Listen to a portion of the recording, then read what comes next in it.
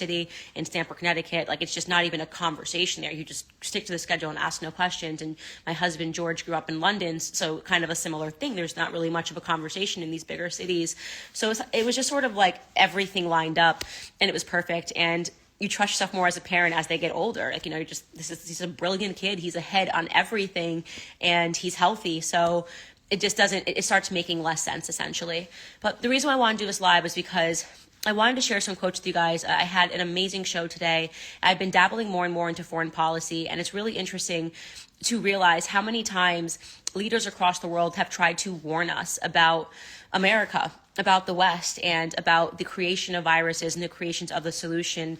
And in particular, I had stumbled upon, I shouldn't even say stumbled upon, I like to read old speeches from political leaders all across the world. I will dive in and read Putin's speeches. I will read Fidel Castro's speeches. I will read Abraham Lincoln's speeches, Martin Luther King's speeches, Adolf Hitler's speeches. I like to hear people in their own words to understand history beyond a caricature. Like, obviously we know the people that were evil, the people that were good, but I also want to understand, I guess, the issues of the moment and how they were communicating those issues to people.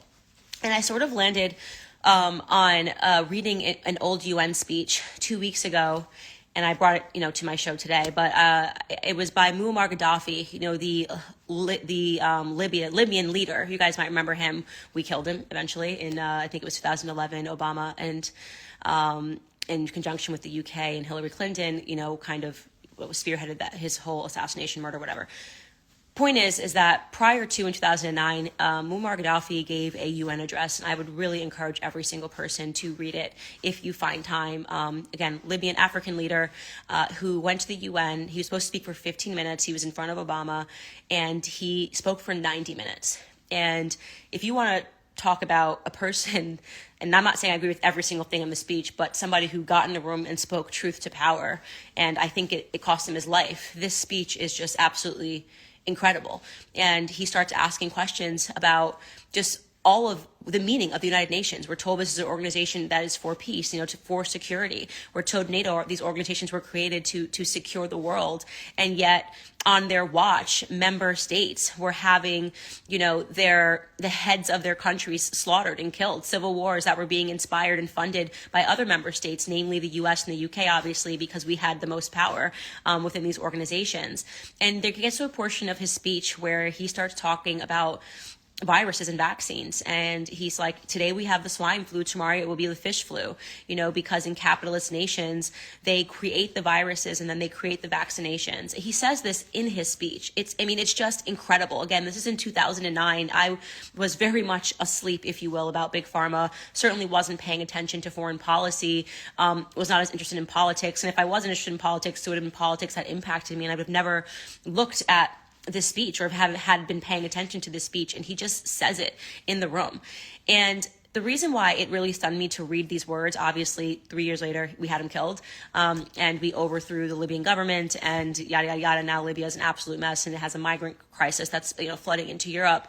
But the reason why it really stunned me is because I think in this moment a lot of us are becoming disillusioned with the American narrative. And the reason for that, when I try to sit down and think what really has happened, what has transpired in these last couple of years with COVID, is that, for so long we believed in this American exceptionalism, in this idea of international liberalism, that Americans, were jumping on ships and planes to go across the world and to fight for everybody to be free, for people to live in a democracy. That's always been the official storyline. Why are we in Iraq? Because there's bad stuff happening and we're going to go rescue people. Muammar Gaddafi asks those questions. Why are they in Iraq? I don't understand. September 11th was executed by Saudis. Why are they in Iraq? Why are they in Afghanistan? This doesn't make sense.